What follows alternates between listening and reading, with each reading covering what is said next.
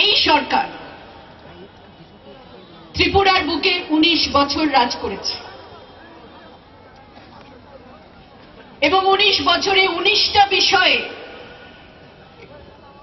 তারা উন্নয়ন করতে পেরেছে কিনা আমার জানা নেই,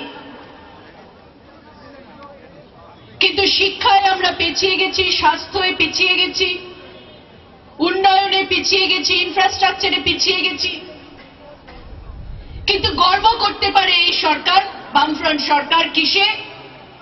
যদি জিজ্ঞেস করা হয় বামফ্রন্ট সরকার এই 19 বছরে আপনারা ত্রিপুরার কোন বিষয়টাতে উন্নয়ন করেছেন, জবাব দেবে আমরা ত্রিপুরায় এগিয়ে গেছি নারী ধর্ষণে, আমরা প্রথম হয়েছি সারা ভারতবর্ষে। বলবে আমরা এগিয়ে গেছি,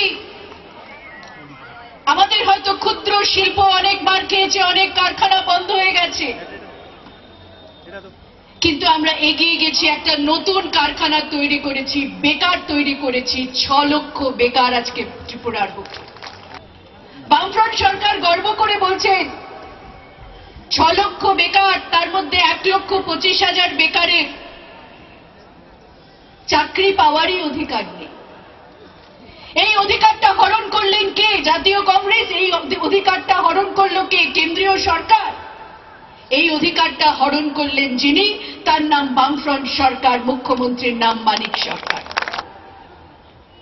আপনারা বলতেন আমরা গরিবের সরকার, আমরা কৃষকের সঙ্গে আছি, আমরা শ্রমিকের সঙ্গে আছি, আমরা ছাত্রের সঙ্গে আছি, আমরা যুবকের সঙ্গে আছি, আমরা শিক্ষকের সঙ্গে আছি। বামফ্রন্ট সরকারের সিপিএম এর ক্যাডার বাহিনীর লোকেরা, নেতারা গিয়ে ভোট চাইতেন, আমরা গরিবের সরকার, আমাদের ভোট দাও, আমরা তোমাদের চোখের মণি করে রাখবো। 19 বছরে চোখের মণি চোখের ছানিতে পরিণত হয়েছে। ছানি কাটবার ডাক্তার ত্রিপুরাতে পাওয়া যাচ্ছে না। কি অবস্থা স্বাস্থ্যের? হাসপাতালে গেলে ডাক্তার পাওয়া যায়? যায় না। নার্স পাওয়া যায়? যায় না। বিনা পয়সায় ওষুধ কেন্দ্রীয় সরকার বহু ওষুধ পাঠান, হাসপাতালে গিয়ে পাওয়া যায় না, কারণ সেগুলো খোলা বাজারে বিক্রি হয়। ছোট ছোট শিশু আইসিডিএস প্রকল্প টাকা দেন কেন্দ্রীয় সরকার। মা জননী সুরক্ষা, শিশু ধারণের সময় থেকে ছোট শিশু জন্ম এবং তাদের প্রাথমিক শিক্ষার জন্য যে টাকা, দুপুরবেলা তাদের খাওয়ার, স্কুলের মিড ডে মিল টাকা দিচ্ছে কে? কেন্দ্রীয় সরকার। আসছে কোথায়? ত্রিপুরায়। খাচ্ছে কারা? বামফ্রন্টের ক্যাডার বাহিনী। খোলা বাজারে বিক্রি হয়ে যাচ্ছে।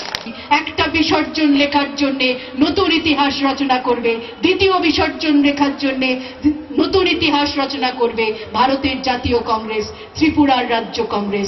কংগ্রেসের এই সভা বামফ্রন্টের মৃত্যু ঘণ্টা আজকে বাজানো শুরু করবে।